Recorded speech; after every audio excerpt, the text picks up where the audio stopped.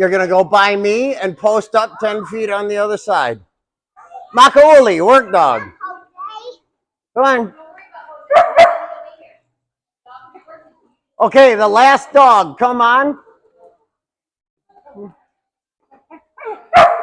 Hey, quit. Quit.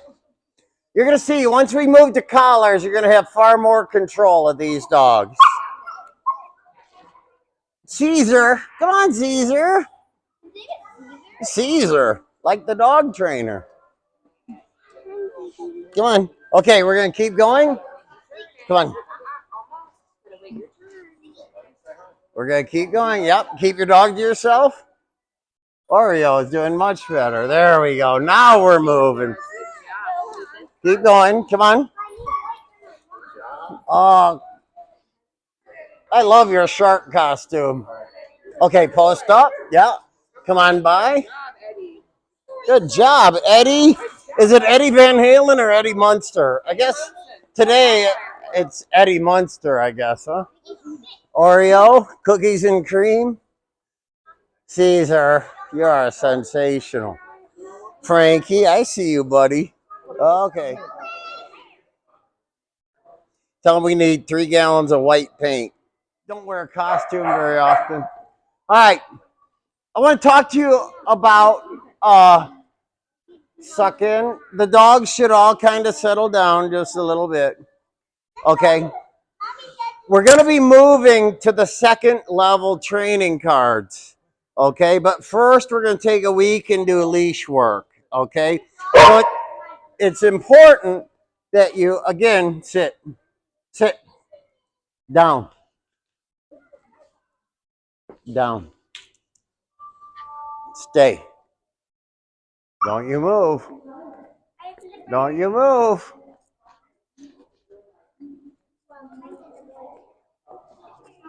Can you catch? It's important. There you go. He's old. Give him a break. Okay, so I want to talk to you about commands and corrections. Your dogs are getting to the point where you're going to start correcting them. We don't use physical corrections. We don't slap, hit, touch the dog, anything like that. I had one client that someone instructed him to take 2 fingers and crack the dog on the nose. That made him fearful of a human hand. Okay? Anytime a hand approaches a dog, it's either going to have a treat or a muzzle rub. You don't want to make the dog fearful of a human hand. Okay? Again, Makauli, front and center. If you introduce your dog to new children, you put your hand through the collar, you kneel down next to the dog, you have the child stop, and you let the dog approach the child. Okay? A lot of people put their hand out so they can smell it and stuff like that. The dog can smell the child from 10 feet away. Okay, that's not all necessary. What is necessary is that you let the dog approach the child. It's disrespectful to a dog to jump in its area. Okay, I want to talk to you about commands. Sorry to roll through this quick, but the puppies have a short attention span and we have a short time here. Commands are delivered at a higher sing-song type of voice. Okay, you want to, yay, baby talk. Nice dog, yeah, good boy. A lot of praise, a lot of reward. Yay, yay. The praise is the muzzle rub. The praise is the physical touch of the dog, not the treat. Okay, don't make your dog a treat monster. Okay, because there's going to come a time when you're not going to have a treat. Okay, the dog is going to work to please you. Okay, so the commands come at a higher voice. The commands have to be consistent. Sit, down, down. Dude, I know you're old. Come on. Down. Stay. Come. These are puppy push-ups. Sit. Down. Come on. Down. You want a treat? Okay. Down. Stay. Come. Sit. Down. Stay. Come. Sit. Down. Stay.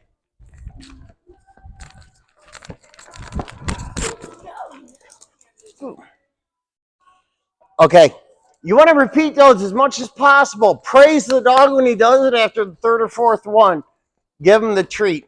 The commands are consistent, okay? You want to keep your commands consistent. We'll get into leash walking later. I always say, let's go. Remember, hand and voice commands.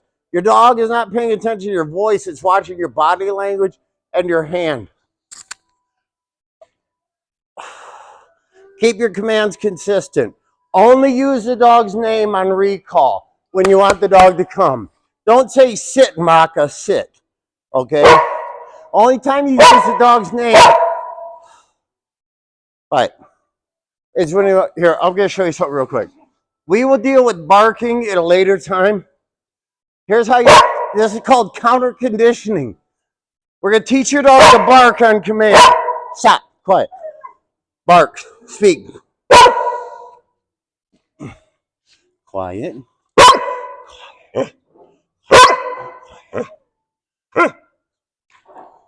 See how that works? You teach the dog to bark, then you teach the dog to be quiet. Okay, it's called counter conditioning. Quit. Corrections. These corrections are the way a mother dog corrects a puppy and the way a higher status dog corrects a lower status dog. Okay? So, when a puppy is bothering a mother dog, the mother dog will bark once. Woof. Okay? If the puppy can... You're getting on my nerves, dude. If the puppy can... See, I've turned him into a treat monster. You don't want that, okay? He knows I have treats. He's a smart dog.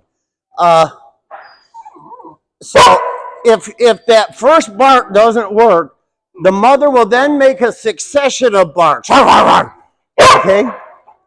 If that doesn't work, the mother... Quit, dude. Quiet. If that doesn't work, the mother will do a single bark again with an air snap. Okay? Which is the neck pinch that I use. That's the only time you physically correct your dog. You don't hurt the dog, you just get its attention. Now, corrections, you can raise your voice to break through a fixation. Okay? Commands are always at the same quiet, sing-song, baby talk type volume. Okay? Keep your, because here's why. If you say, sit, sit, sit, it's going to condition the dog to only sit when you're yelling at it. Okay? Follow me? So we don't condition the dog for higher volume commands. Corrections. So, quit or quiet is the first one. Okay? If the dog's barking, quiet. Even though the dog don't know it now, they're going to learn quiet. Okay? Quit or quiet. If the dog is roughhousing with the child, if a dog is chewing on a cord, quit. Okay? If the dog continues the behavior, the second command is knock it off, which mimics the mother's rawr, rawr, rawr. Okay? Knock it off. All right? If the dog continues beyond knock it off, enough. That's the third and final bark. Enough. If you have to say enough a second time, the dog goes in a crate away from you, away from the kids, away from everyone else, or gets hit with a spray bottle, or some other form of separation or something like that. That's the only way we correct the dogs. Okay? Again, if after enough, if you repeat enough a second time and you don't have a crate or an opportunity, you can use the neck pinch. Okay? Just to get their attention, you're just grabbing them. I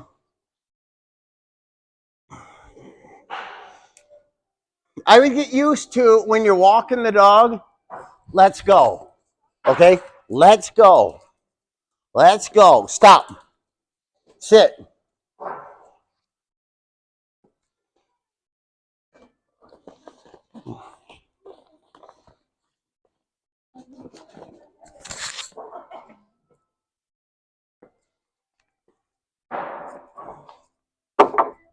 we will work on finding items at another point. Maka, come on. Come on. Find Dad's pistol. Find Dad's pistol. Find it. Find Dad's pistol. Find it. Find Dad's pistol. Hurry up, they're coming. Find Dad's pistol. Here comes the cows. Find Dad's pistol. Find the pistol. Find it.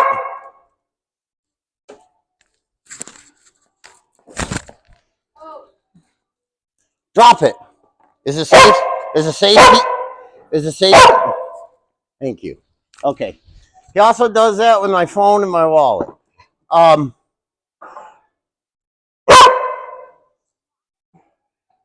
Quit. You guys, this week, wait, I want to talk about one more thing. On the training cards, vesting. Again, we only vest the dog when he's in the working mode. Okay? Only vest the dog when he's in the working mode.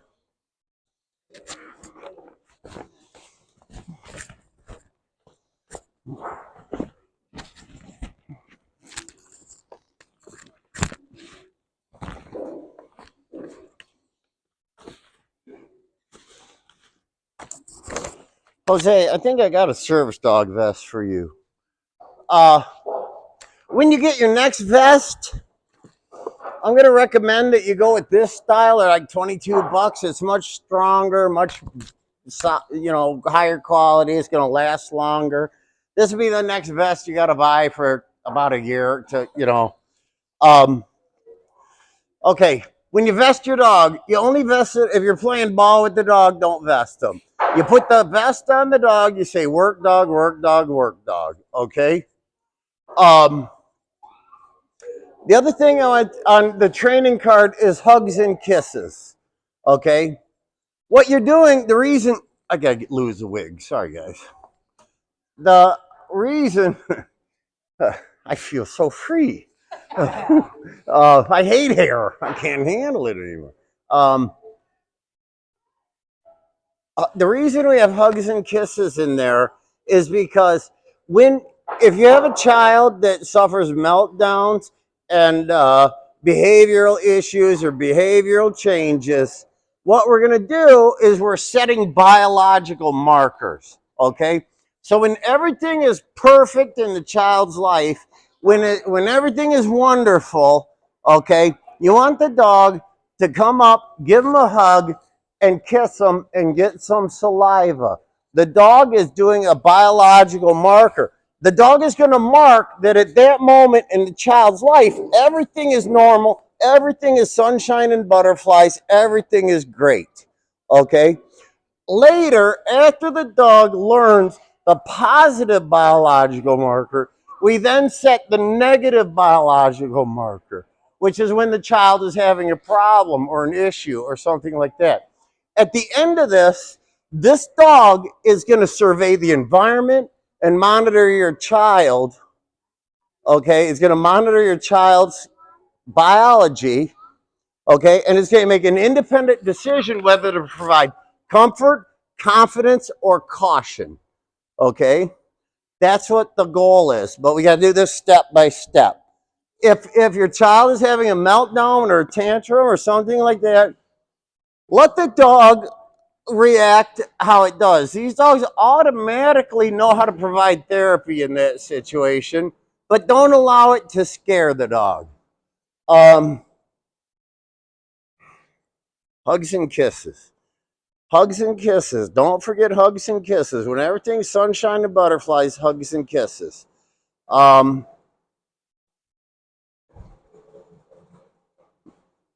Again, with the collars. Okay? You want to introduce the dog to the collar. Put the collar on. A day or two of the dog running around with the collar on. Cut the handle off that leash. Put the leash on and let the dog roam about, dragging the leash behind her. Let them get all screwed up and everything else. And that will set the stage. What's going to happen is if you pick up the end of that leash, okay, with the dog on the collar and the leash, the dog is going to buck. Okay, he's going to back up, he's going to buck, he's going to go everywhere else. We want to make it a positive, fun thing for the dog. We want to introduce this very slowly, okay? And if the dog starts bucking or pulling, simply let go, okay? That we're not leash training now. All we're doing is associating the dog with the collar and the leash. Okay. All dog. One other thing I want to say. All dog. You are beautiful. Look at you. I love you. Yes, sir. Both of my dogs usually lick our feet. So I don't know what it means. Dogs, your feet. I'll tell you why that is. Because every day throughout the day, you shed what's called skin cells. You can't see them. It doesn't matter if you're clothed or unclothed. This is what we use to track a child, okay? So you're shedding skin cells, okay? Generally, they fall on your shoes, which is why shoes are one of the absolute best things to train a dog to find, okay? Because they have your skin cells on them. That's why the dog is licking your feet. Find my shoe. Get my shoe. Get Dad's boots. He can find everything. I never know where my keys, my wallet, or my phone is, but I know where the dog is, and he knows where everything is. Last thing I want to talk about. Find it. Come on, dude. You ain't that old. Is that where it is? Where's the shoe? Okay. Poor guy. Uh, Poor guy. He's 107 years old. Okay, give him a break. All right. Last thing I'm gonna say, all dogs have quirks. Okay, some are nippers, some are biters, some are barkers, some are chewers. Okay, all like humans, all dogs have quirks. We want to identify those quirks and address them at this early age. Any problems at home? Some dogs potty on the carpet. Any problems at home? Do you have any problems at home? Huh? Pottying on the carpet. Pottying on the carpet. Is he getting out enough? Do you leave the food and water down? Okay. We leave the food and water down in the morning and tell you, but she eats it. No. Okay. So here's what you want to do. First thing you want to do, okay, put the food and water down, okay, in the morning. Let the dog eat. If it doesn't eat, pick it up. Okay. At night, don't let him have any more food or water. At lunch, give him. Is he peeing or pooping? Both. Okay. At lunch, give him a few sips of water. Okay. If he's outside running around, burning up, give him a little more water. If he's inside in a carpeted area and not running around, give him an ice cube. Okay. Um, Keep the food and water up. At night, hand feed him 25% of what he ate in the morning. Okay. You're driving the hunger to the morning. He will get on a schedule that you will catch up to. Okay. If he potties on the carpet, clean it up with laundry detergent, the laundry detergent you use. Okay. Because dogs don't pee or poop on humans. He's going to associate the laundry detergent with you. Okay. And it's going to, otherwise, if you use Lysol or some other disinfectant that he's not familiar with, he's going to go and remark that area. Okay. Because he thinks his pee smells better than your Lysol. Okay. No dogs are potty trained till 6 months. Okay, believe me, by 6 months that will end. Okay, and you're almost there. Until then, just limit his food and water. If he's if he's pooping on the carpet, he's one getting too much food. Okay, or two, he's not getting out at the right time. Okay, I don't know what your schedule is, but anyways, it is normal. Like I said, some dogs are poopers, some dogs are chewers, some dogs are barkers, some dogs are biters. Okay? We identify those issues and we correct them at this time. What you do with the puppy right now over the next couple months is going to echo through the entire dog's life. Okay? Any other issues? I think How's the nipping going? Better? It's a lot better. Yeah. She definitely gets riled up with the neighbor dog. She'll run the fence with the neighbor fence dog, fighting, and then they'll kiss each other under the fence. Yeah. And then she gets really worked up because she can't actually play with the neighbor dog. She's scared to play with the neighbor dog. It's a huge hound. So Uh-huh. if they were together, she just cries. Right, She's right, terrified. right. And he just pounces. Well, she feels safe with that fence between them. But she Yeah. would divert that energy to Izzy and come tackle Izzy. Standing up. Yeah, So, yeah, like, yeah.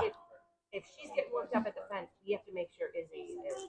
Right. She thinks Izzy is a Yeah. puppy. Yeah. That's what's She going will on go there. and try to listen, Yeah, play that- another way. Well, and that is, I don't know how to tell you to correct the neighbor dog. Even if you introduce them and socialize them, when one is out here and one is over here, they're gonna run the fence and play back and forth. They're You know, friendly. They hey, like look at it this way: it gets her energy out. So as long as it's not aggressive, it's just play. she gets really worked up, and my only thing is The nip, that latent aggression. right, So, like, it's, comes back to the kid. Yeah. Right, because she wants to come play and take it out on the child. Yeah, the nipping, the healer in these dogs, that nipping is part of their puffyhood, okay? That does stop, okay? But you want to correct it, okay? And here's the correction. Quit. Knock it off. Enough. Enough. Yeah, I'm sorry, baby. You weren't doing anything wrong. I know. But that is the correction, okay?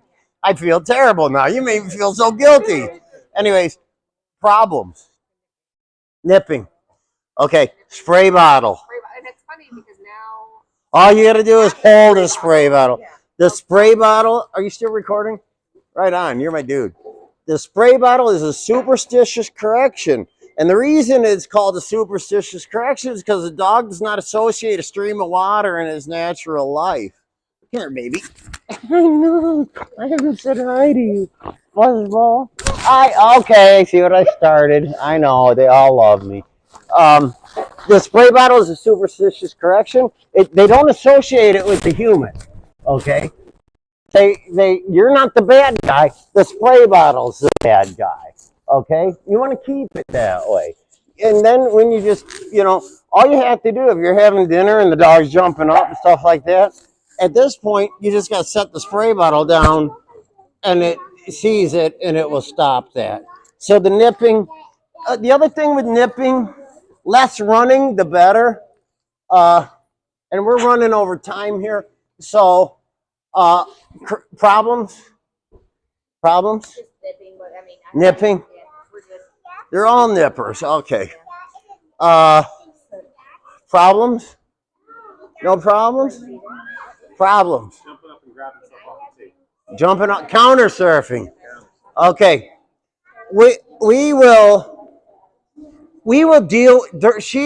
He is not old enough to counter condition him for that. But how we address that is we train the dog to jump up on the counter on command and get an item. And we train the dog to jump up and get an item. Okay, jump up, get an item, jump up, get an item. And what you're doing is you're instilling that by command only. So if you do not command it, the dog should not do it. Okay, but he's a little young for that. At this time, I try to keep everything out of reach. Okay, we will address that later. Again, that's counter conditioning. All right, guys, that's all I got. Thank you. Oh, we have treats and candy for everybody. Can the dogs play? The dogs can play. Happy Halloween to everybody. Pick up the candy. You good on top of me? I'm good on top of you. You can kill that.